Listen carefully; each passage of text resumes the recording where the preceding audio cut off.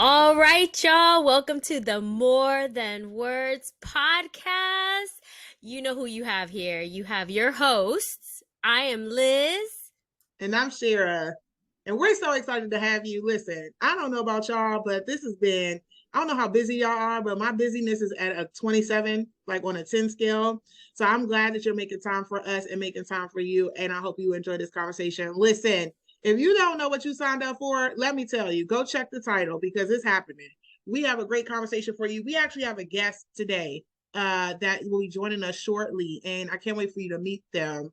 But I'm gonna tell you right now, Liz, I'm stealing the auntie moment today because let me tell you something. I have been on this speaking like circuit all the last couple of weeks. So I don't know about y'all, those of you out there, depending on when you are listening to this, there's usually some very busy times in the beginning of the year or first quarter, top of second quarter, where you're just constantly at a variety of different like conversation events, holidays, months, those types of things.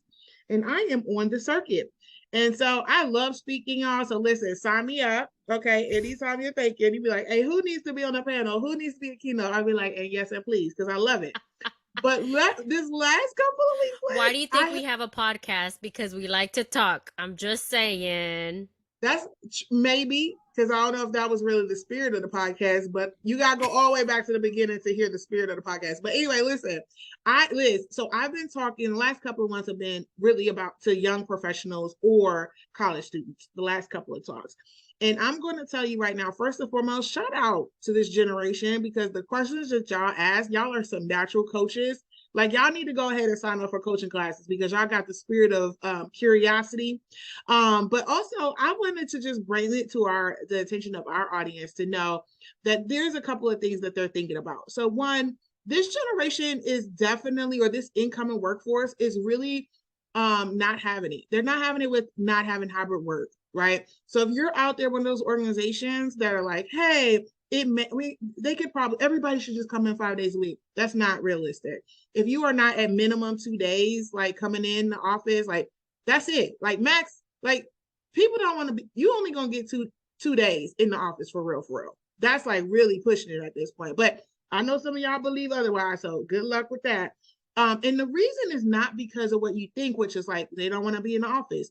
It's because one, there's a level of productivity that this incoming workforce is really focused on, and a lot of that requires a lot of energy because one, they've been in instances where being online or having a lot of autonomy is really important to them. So when you're in a workplace, you don't really get as much autonomy, or people don't see you autonomy or being, kind of focused on your work as just, a key part of what you do. They want to see you out and about and signing up for stuff. Well, these young folks are not necessarily feeling like that fills them up, and that's how they best show up. So giving them that balance is really important. This other one I want y'all to really lean in on because it is one of the hardest questions I get. Can I bring my true self to work, or my authentic self to work? And that one is a hard one because when they say this particular one, they usually put their identities in it. So it's like, I'm LGBTQ plus, or I'm a Latina and I don't see people in this industry. It doesn't look like me. My professors don't look like me. The people who come interview don't look like me. Like just a lot of feeling like already the only or the outsider in trying to get into these corporate or these business spaces or startup worlds. So just so you know, people are concerned about if you're going to accept them well before they get into the interview process, depending on who you're sending out to interview and talk to them. So be really intentional by having not just a diverse slate of candidates that you're bringing into your organization, but diverse interviewers, and be prepared, especially for people who are of color or of difference of some sort that's different than what your organization may be the most dominant group. They want to talk to somebody to know what the experience is before they sign up. And more than likely, they have boots on the ground. They are a very savvy social media generation, and I can definitely see the whole autonomy. I coach young girls between the ages of 11 and 13, and social media is such a big thing with that age group because they're never off. Mhm. So whereas when you and I were growing up, okay, well, I shouldn't say you because I don't want to put you there. But for me, for sure, I grew up in a place where I didn't have social media, I didn't have cell phones. And so, I'd go to school. If there was a bully around, I'd go home and that'd be my haven, right? I'd hang out with my crew and whatnot. But those are my people that I chose to. I could turn that off. Whereas now, you're constantly on all the time. Emails are going, you have your smartphones that are going, and so you want to have space to disconnect. So I can definitely see this kind of autonomy of your time being so important to this generation, because it's like they want to have time off, and they can only do that in and also I also think too, like they're, and we had a conversation earlier about this, about different skills.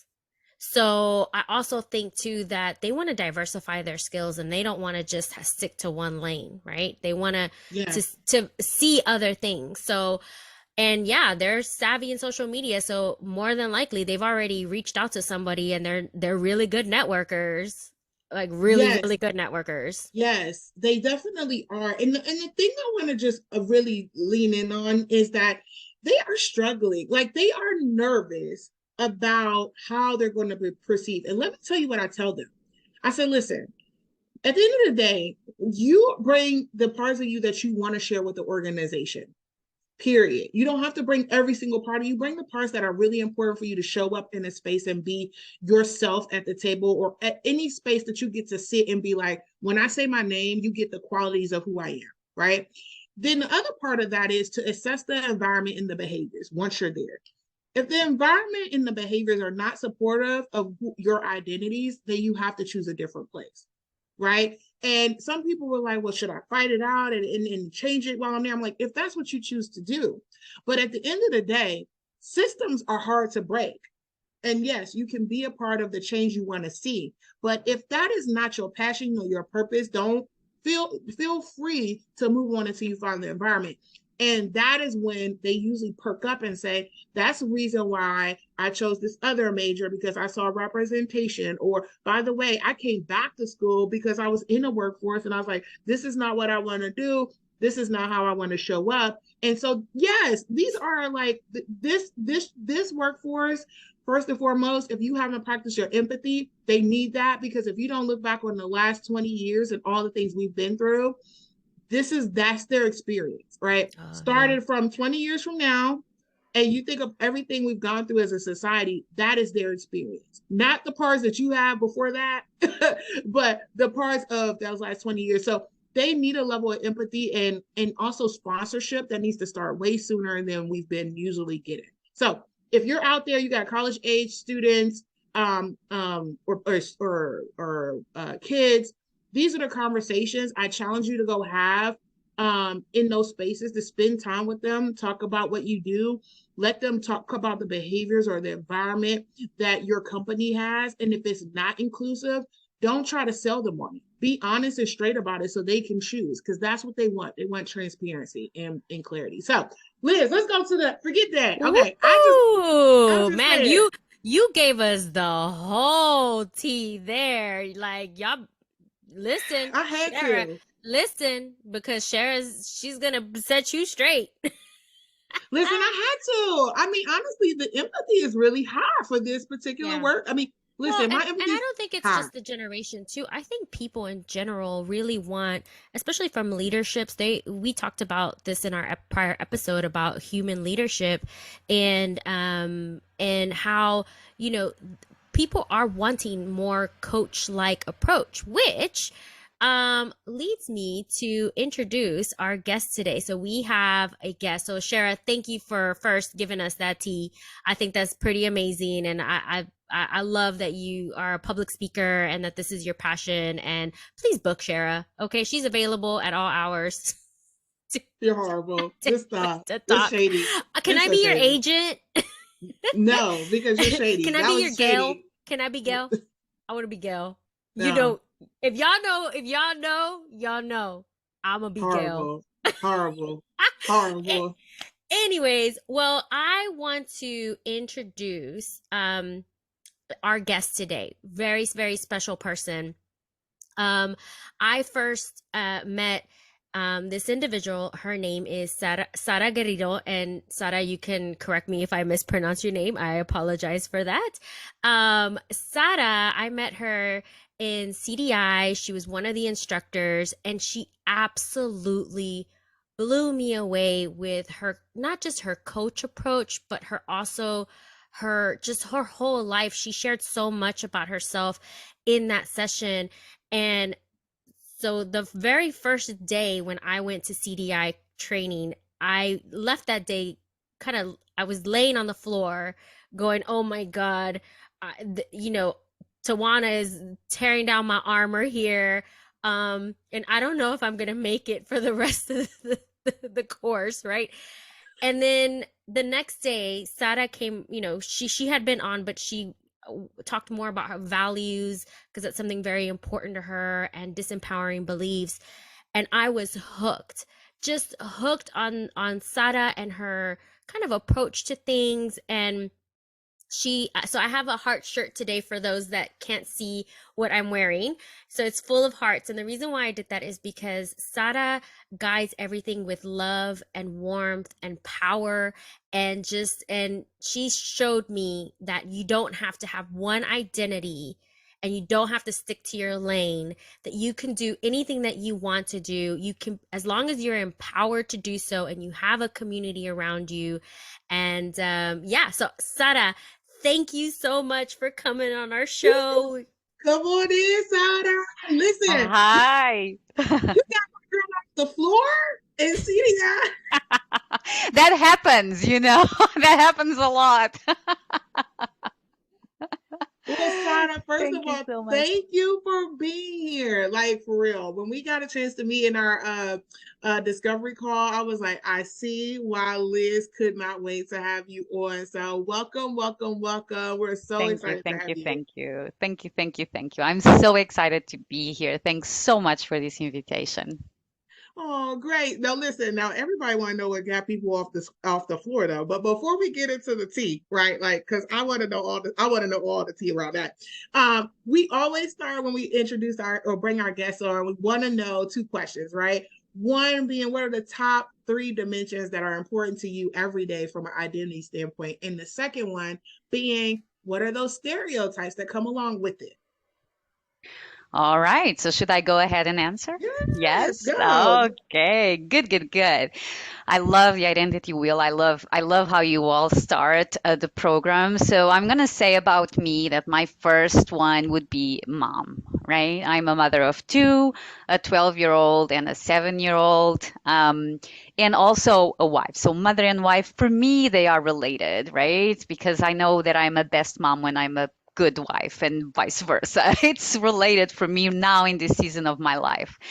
The second identity layer that I want to share is that as a professional. I love to work. I actually do. I'm a little bit of a workaholic on the workaholic side, but I love it and I'm passionate about it. So when I'm talking about my own professional identity, there are several layers to it, right? Because I'm a coach, I'm also a lawyer. That's my background. And I've just written a book. So I'm now a writer. So all of that becomes my professional self. So that I know I'm cheating a little bit, but in that dimension there are several layers, right? And finally, last but not least, I'm a dancer. So I love salsa dancing. Here I go. 1, 2, 3, 5, 6, 7. And it's not only about salsa, it's about movement, right? When Liz was introducing me, she was talking about values. One of my main values is movement. And I love it. I love salsa. I love hip hop. I love all sorts of dance. Just get me to move and I'll be happy. So that's what I would love to share. Thank you for the question. And that definitely connected me, was that I whole knew, dancing part. Because I I knew it. start our morning start with a bomb playlist and some Yes, dance moves. And my yes. kid, my young one, probably not really appropriate, but he definitely listens to Bad Bunny. So, He does, and there's he that. and his dance moves is top notch. Though the kids dance are top notch. But Sarah, wait a minute now. Now I know how you got her off the floor. Now you talking about that salsa. I know now why she got to listen, Sarah. So Sarah, let me ask you a question though. So we've had people come in quite a bit and talk about these particular roles, and for the first time, your first guest who was talking about the work part or being really important to you, that outer part of the circle. That's the first Hmm. time we've heard that being like of the core identity. I guess with all that, could you share a little bit about the stereotypes that you encounter when, if those are the three that you kind of lead with? Yeah. So there's several, right? Stereotypes are everywhere, but the one like the older one is that need to fit in a box, right? And so there's so many boxes that I could tell you about, but as a professional, as a lawyer, lawyers are very formal and they're very proper and all of that, right? And suddenly there's a lawyer who's also a salsa dancer. And I remember when I was teaching in college, in university in Guinea-Bissau, which I know we're going to talk about today. I remember they were very surprised, like, how can the lawyer be a dancer? And I was just like dancing. And so that is like one type of box. But then I also mentioned when we talked about previously and my share with you that there's also the color box, right? And that's a very important part of what I mean, in terms of fitting into a box, because I'm seen differently in each country that I have lived in and that I have, that I love. Actually, I love all the countries that I've been able to live in. So Portugal, which is my home country, I'm very much, white. So I have been raised in a somewhat conservative family, so definitely on the white side. But then, and when I went to Guinea-Bissau, West Africa, I was seen as very, very white, right? Very, very standing out because of the color of my skin. Um, but in the US, when I first lived in the US back in 2015, I was really surprised because I found out that I wasn't white in the US. I found out that I was a woman of color.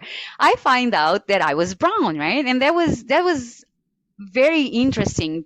And so I know that I've shared this with you, but at some point, as I was going through, checking the box in my social security card in Maryland, I was like, what box do I check, right? Am I Hispanic? Am I white? Am I what? I'm not Hispanic because I don't speak Spanish. So, you know, anyway, and I was telling you as well that this is could be a identity crisis, but it wasn't really because I was already, older, my late 30s, my early 40s. So I knew who I was, right? And I knew that it was okay to not to fit into a box, but it was still very surprising. So that's kind of some stereotypes and boxes that I would like to bring up. Yeah, go ahead. Sarah, I think it's so amazing that you bring up such a great point because you can have a sense of not belonging anywhere, not fitting anywhere. And that's something that you very much teach in your own coaching and as an instructor with CDI is this, how do you get yourself out of this box that maybe society has put you in because of expectations or whatever it may be? And how do you remove these disempowering beliefs and bring your power back? How I know you talked about, I'm not in my early 30s, my early 40s, you're seeing that as kind of like a experience it has kind of taken you out, but I know there's more to that, Mhm. obviously because I Yeah. know you and I also know coaching as well that it's a lifelong journey. But how did you go from having a sense of belonging in every single country that you were in, even though you were stereotyped a certain way or it could have negatively impacted you in a certain way?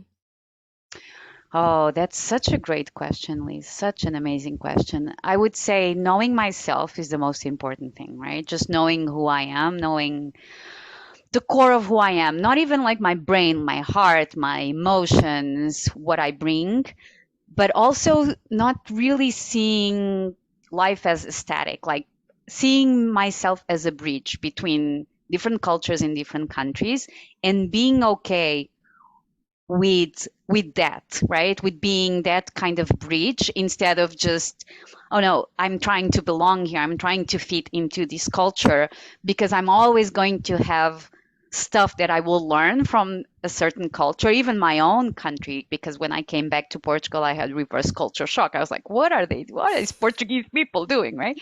So even here, I don't feel that I belong completely, but I feel like I belong to me. I belong to my family, and that's my home, right? And my heart is my home kind of thing. Does that make sense? Yeah, that's so powerful. And I can It is. definitely resonate with that because I just moved from my home country very, very far away from I'm very, very close to my Mexican American roots, hence my earrings and my shirt. But I've now moved into the UK in a very, very small town that is very white dominated. And it's like, you can feel like you don't belong here and that you can't relate to someone, but you're right. I've always said this to my mom when she came over. She said, is this really what you want? And I said, yeah, because I have my family here. I have my unit here. So as Sherritt calls it, my ecosystem. But yeah, so Yeah, thank you for yeah. sharing that. Yeah, and you know You're what? welcome. I think it's, listening to you both really brings up Liz and I was working in Equatorial Guinea, in West Africa, and most people like, in the Black culture, it's like, oh, you went back to the motherland, you went back to Africa, like, how was it? And it's a stereotype you have to beat, right? Like people have something that whatever they've seen thus far, right, on TV, media, etc. You have to like dispel all those stereotypes. But one of the things that you just don't talk about, we don't hear enough about, is like really the experience that I went over there was I found myself once again in a place where I wasn't 100% fit in that particular, like I identify with so many things of similarity, tradition, speech, hustle, profession, grind, right? Like food, culture, like so many things. But it was so many, those similarities had just as many differences on the other end of it, where I was Yeah. like, ooh, I don't quite fit here 100%, but I know that this is a space that I have more belonging than when I'm in the US, you know? Wow. And so it was like, I don't fit, but if I wasn't, like, I'll tell you what happened, like, to your point about really getting very comfortable with who I am. Like, I had to figure out who Shara was. Like, Shara had to exist no matter the ecosystem. And so, to Yes. your point, when you talk about like knowing who you are and you just show up in the space, that got really clear for me. But also, it's one of those places like, well, there any place that I fit like where I could be 100% comfortable, and I can be all the things that I aspire to be, like with all these different, taking off all these different lenses as I have to see the world. Can I just be? So you went to Africa. I mean, you lived and worked in Love Africa. it. I mean, share a little bit about that. I mean, is any of the things that I'm talking about kind of resonating as well with your experience or anything that you Oh, yes, yes, resonating so much. And I loved what you said about similarities and differences. And I love how we can really learn from all of that, right? To understand when, especially when you're outside of your comfort zone and you're somewhere new, like, does this define me? Does the reality around me define me? But also the reality within me defines me. And so, where do I belong in terms of, inner inner world, outside world? And it's just an amazing conversation. It would be just one conversation. So let me talk to you a little bit about my work in Guinea-Bissau. By the way, Guinea-Bissau, it's not a very familiar country. It's a very tiny country. Um, and in West Africa, near Senegal, in that area of West Africa. And when I left Portugal and I first lived there back in 2008 and 2009, I was teaching in university. I was teaching law because the legal system is very similar to the Portuguese because of colonization and all of that stuff. So there's still a lot of commonality and similarity between the legal systems, and I was teaching law. And it was a beautiful, amazing experience. I think it was one of the times that I enjoyed working, even more than I normally enjoy working. That was one of the my favorites. And then I started working with the UN. So we've conducted an access to justice assessment. We traveled to all the villages and understood, what's going on with the human rights situation. And that's where I realized that this is what I want to do. I want to work on human rights. It's not always easy. Gender-based violence, child protection, all of that stuff. I really just wanted to continue going. And so that was part of my work. And I've interrupted it when I first went to the States, to the United States, but then I went back to Guinea-Bissau. So I go back and forth a lot, and I still have a lot of professional relationships with Bissau Guinean, people that I'm still in touch with and I still work with. Yeah. I know in our discovery call, we because Shara and I both have an experience working in West Africa as well too. I mean, I think that's something that connected all three of us together. Mm-hmm. And you'd mentioned something about how, you when you went to West Africa, you're like, I'm gonna teach people things. And Yeah. I went in there as well too, like very much like, and because I went there to basically work myself out of a job so I could nationalize my position. So I'm like, I love it. yeah, I mean, I thought I was going to, like be it. And what I ended up coming out with was I learned so much more and I gained so much more from that experience. And I think, tell us a little bit about, I know you shared that with us during the Discovery Card, if you're Yes. comfortable with sharing that. Sure. It was such, that's so funny that you're bringing that up. It's true. We had that conversation and it was just such a lesson for me, right? Because I was like, oh, I know all this stuff. I know all the, legal systems and how to do this and this and that. I'm going to teach.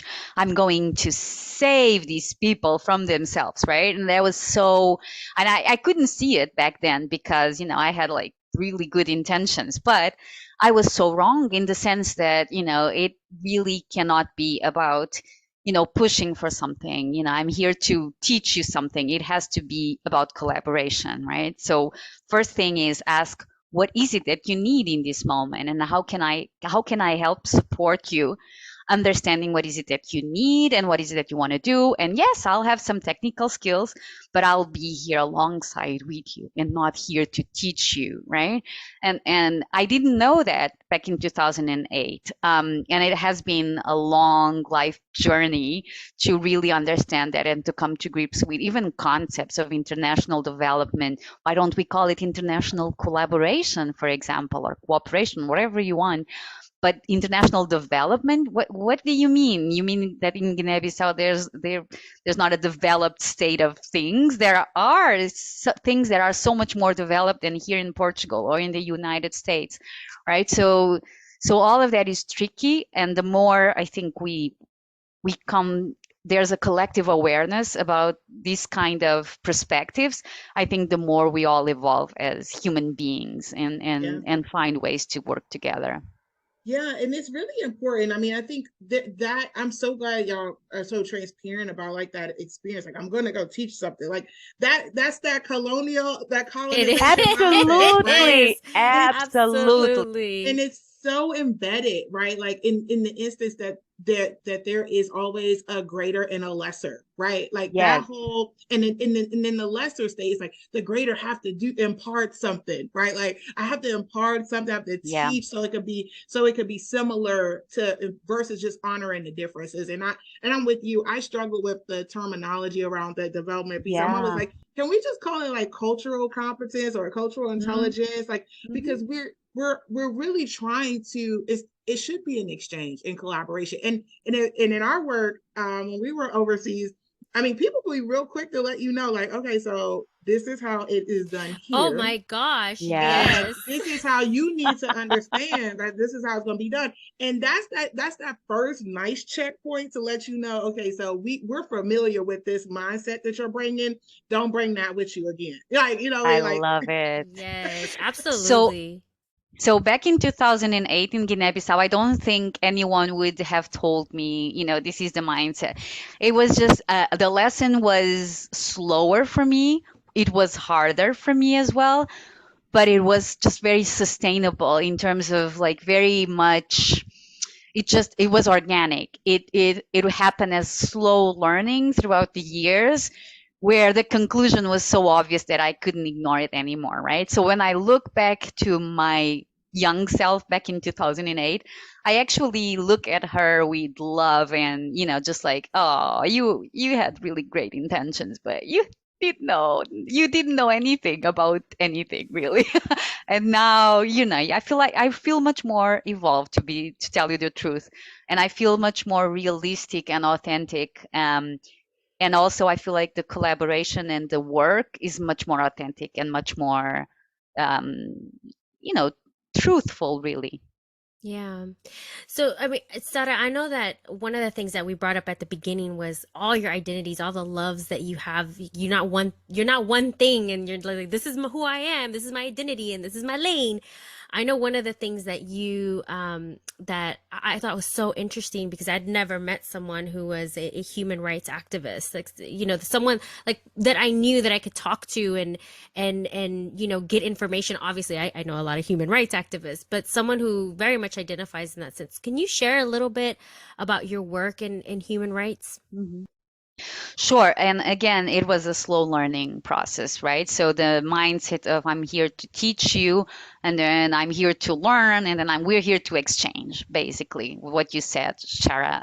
We're here to exchange, we're here to co-create, right? It's the whole co-creation space where beautiful, magical things really happen.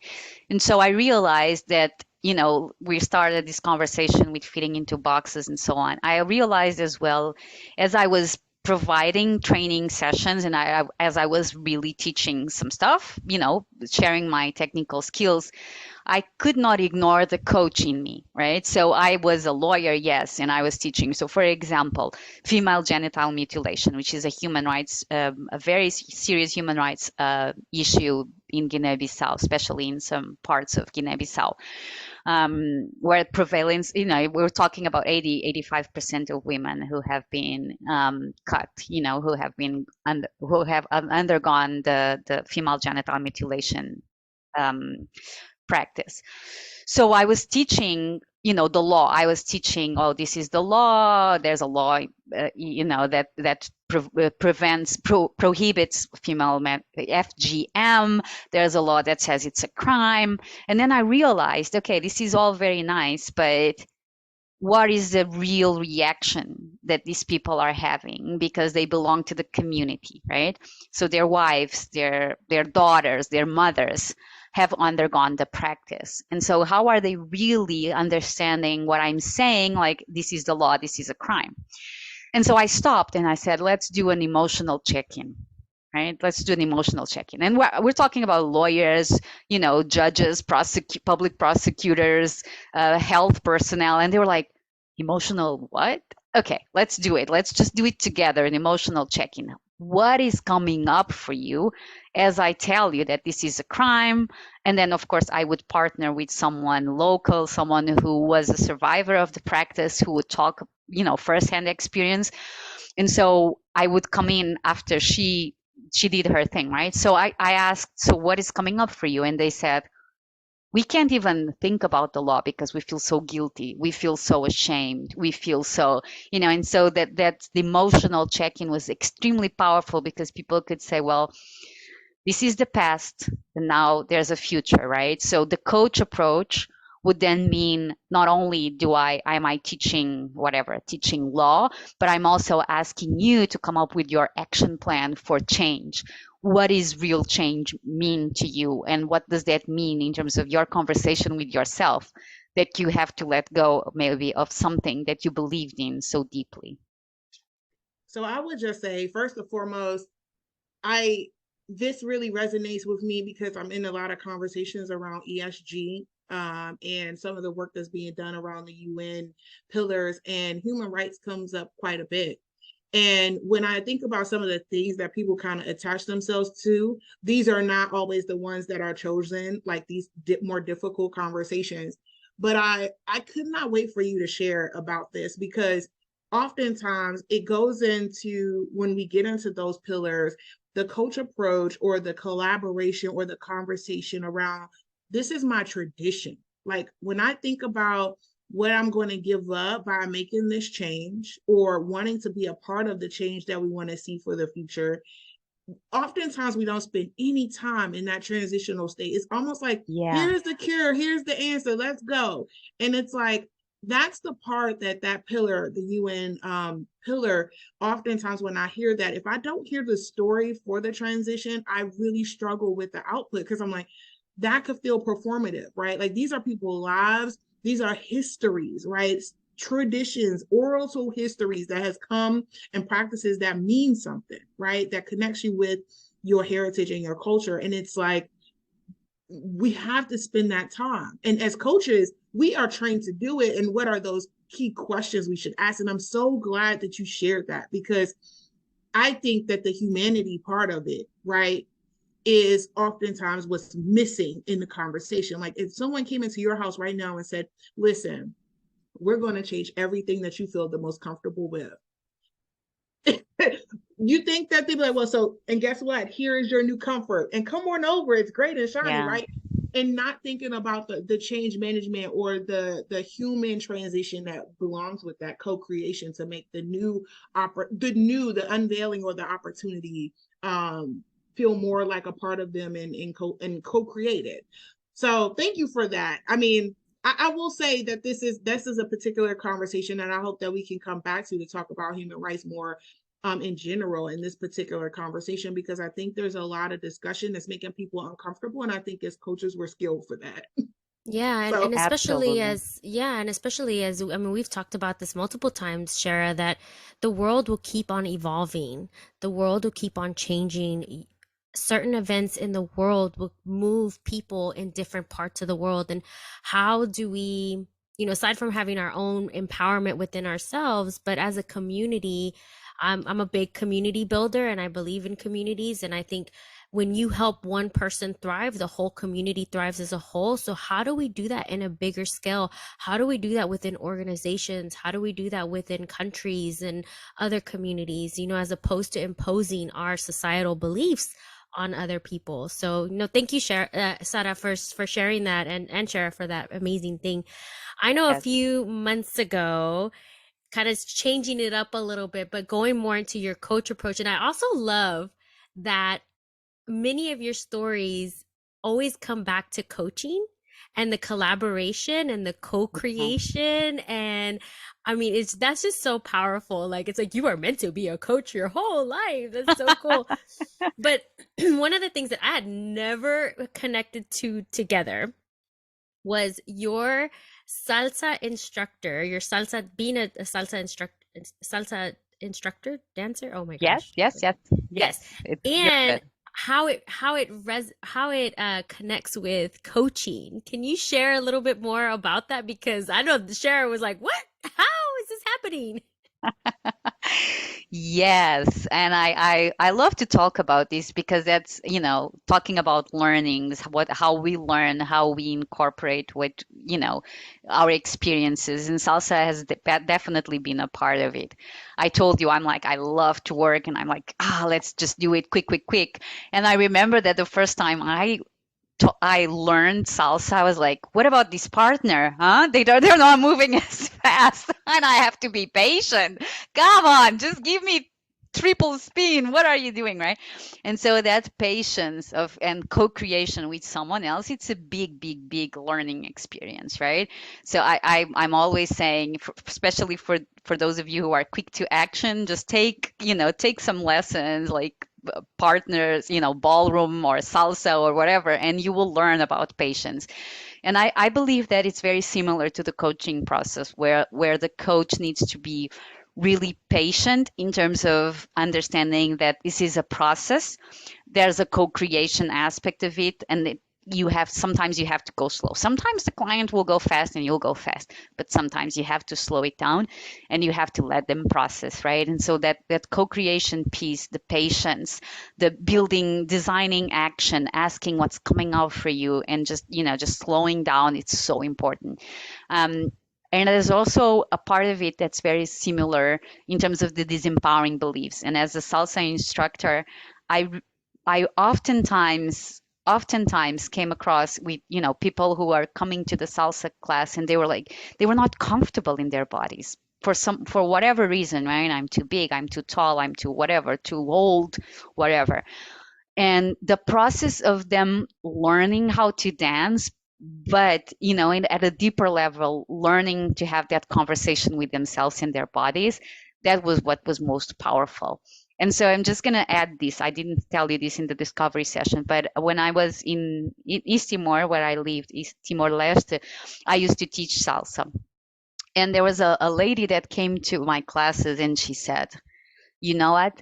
The UN therapist recommended that I came to your salsa classes because she says it's very good for mental health. And I am like, What? what? Yes. It sure is. Get that sweat and that movement.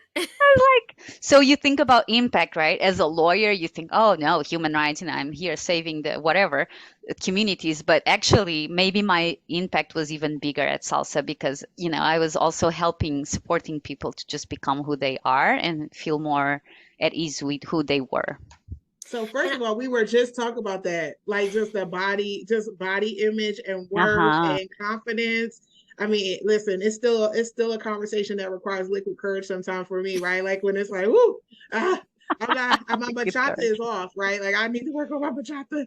But Sara, first of all, I know Liz is a huge advocate for mental health and well-being, and so thank you so much for talking about that. I was just hoping that you would mention, like, in general, how important the energy, right? Like not just the connectivity with somebody, but like the Hmm. energy. Like how do you get the energy out that's kind of stagnant? We sit at our desk all day, we're talking to the people all the time. Sometimes you just need something just for you. And so coaching is that experience too, right? It's something just for you. This can also be something just for you, right? And so I love the connection and the connectivity around it. But I know we have to wrap up soon, but I wanted to ask about this book. Now, you ain't gonna just drop that in the intro and then I walk know. off. good You catch, was like, Sarah. Good okay, catch. you Good gonna walk catch. off with the book. What book is this? Can you give us the hot tea? Because Oh we my we God. didn't know about no book. I Nope. know, no, but you couldn't have known it because I just finished writing it. So it was like, it was such a therapy. I recommend this, just write down your experience is so powerful to really understand who, your young self. Go back to your young self, write about it. And it's just going to be, it has been an amazing process. So I went back to 2008 and started writing about how it was to go to Guinea-Bissau and all those experiences, all of this that we've been kind of talking about today. I put it, I wrote it down, and I wrote down about a year in my life that actually led to my pregnancy and my 12-year-old daughter, right? And so it's a beautiful story, but most importantly, it was very healing for me to go back and to process with this distance and more age, more experience, etc., to process all of that. And so that's that's what happened. And so the book is called The Colors of Ella meaning she, that's the name of the character, and it's the first time I'm talking about the book, so it's still a little bit choppy. Oh, thank you so much for sharing that. Like, we're so honored because we just have somebody else that's going to be on our show later on. And she also said the same thing. She's like, I'm writing my memoir for me and for others to share stories. And I mean, one of the biggest reasons why we started this podcast was not only just to share our story, but to share everyone's story too, that maybe you would never hear, right? You would never get Right. exposed to. And so, what a beautiful moment to have to, to write your experiences. How I have a lot of questions. How long did it take you to write your book? And what was the emotional process as you were writing it? So, I told you I was quick to action. It actually took me only 1 month and a half to write the whole thing, 210 Whoa. pages. I know, it's crazy. And the process was, me going tick, tick, tick, tick, tick, tick, tick, and my husband coming and say, "What are you doing? It's 10 p.m. Why aren't you in bed?" I'm like, just let me just let me do this, right? So I was in this bubble of emotion. I went back to the past, but it's a different kind of past, right? Because when you go back years later, it's just a different experience. And so it was really fast. I never thought it would happen. You know, you listen about, hear about people writing their books, and you think, oh, but that's a lot of time consuming, and it's hard, and blah blah blah. But it just happened. It just happened. I needed to, you know, I needed to express it. Yeah, That's and what a what I legacy did. for your daughter. Right. Yeah. I was about to say what a legacy, and also let's call out everybody else, right? Like let's say, listen, we all have a story. That to this point, this is the point of the podcast, Yes. but the point of the piece is not just to share your story, but to recognize the impact that you can have in the world by sharing your story. Like that's why we choose people like yourself and our guests who are doing this D&I work, equity work, community work, people work, coaching work, because it has an impact. And most people are like, oh, it's not like super famous. And I do this little piece here. And I'm like, no, that little piece, that little pebble can have a huge ripple in the ocean. And so all of our stories matter, right? Those we are part of the everyday people who are trying to make a change in the world, and the stories matter. And I love the perspective that you chose around your daughter, because oftentimes people are like, how do I put my life in perspective? But you don't have to boil the ocean. You can definitely just choose to a significant part that you just want to share with the world. And I love that. Yeah, So, We cannot wait. Please send us a copy because I can't wait to be I in will. Sara's world. and let us promote it when you release it too. We're gonna run it up so people can be Nice. like, come get it. It's here, hot off the Thank That's press. right. you. Yes. And you see this? This is going to be the cover of the book. I was That was Maria's wondering. work. Yes. Exclusive. I love it. That's It's like, Yes. beautiful. I It love was all my that. daughter, my 12-year-old daughter who made it. so if y'all You made not me watching us on cry. YouTube, you missed the Yes. exclusive. You're not gonna get it. But enjoy the listening, the rustling of the papers. That's all you're gonna get if you're not watching us on YouTube. Go Yes, hop over to sorry, I YouTube. forgot about that. Go head No, over you to just gave a YouTube, y'all. YouTube exclusive. That's all. That's So right. like, if you're not on YouTube, you don't know. You can't know. You won't You know. missing out seeing our faces. But anyway, Shara, we usually finish with our kind of episode a little bit of a reflection.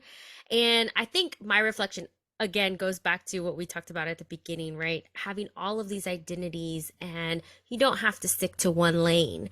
And finding things that aren't, I hate the word normal because it really bothers me using that word, but finding things that are not traditional to bring you joy and to bring you empowerment for yourself, and diversifying your skills, because you never know what you may untap there, honey.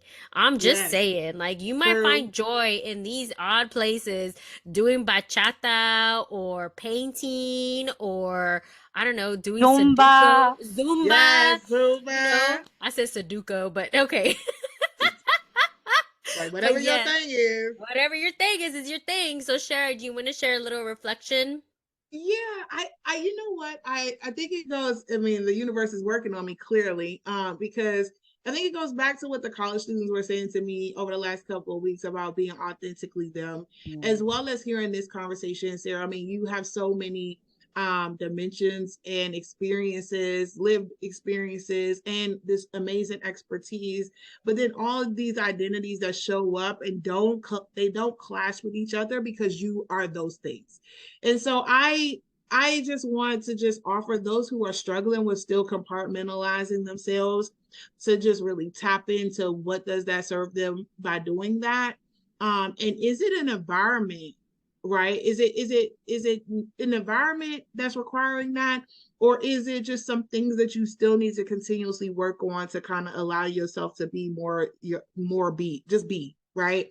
And so I feel like that just keeps coming up. And so I think we all should just take on being courageous enough to, if we're not ready for that authenticity, to support those who are, that's around us, who may need that, and really champion and support and be that bridge for them, or be that sponsor for them so that they can show up in the world until the others may feel more comfortable. So it's really just coming up strongly with from your story, right? Like there is no I love box. We it. are.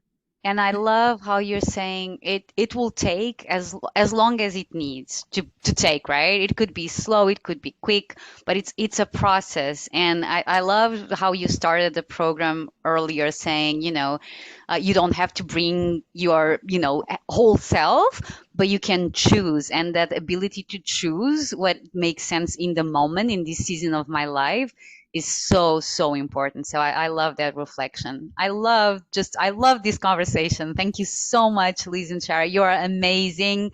This podcast is awesome. You're doing such great, great work. Thank you. Well, thank you, Sara, for coming on, and thank you for honoring us with your story and sharing that with everyone and being so vulnerable in that space. So, y'all, like this episode, follow us on Instagram, on Facebook, on Apple Podcasts. Hit us up. Send us an email, Liz and Share at morethanwordspodcast.com. See y'all later.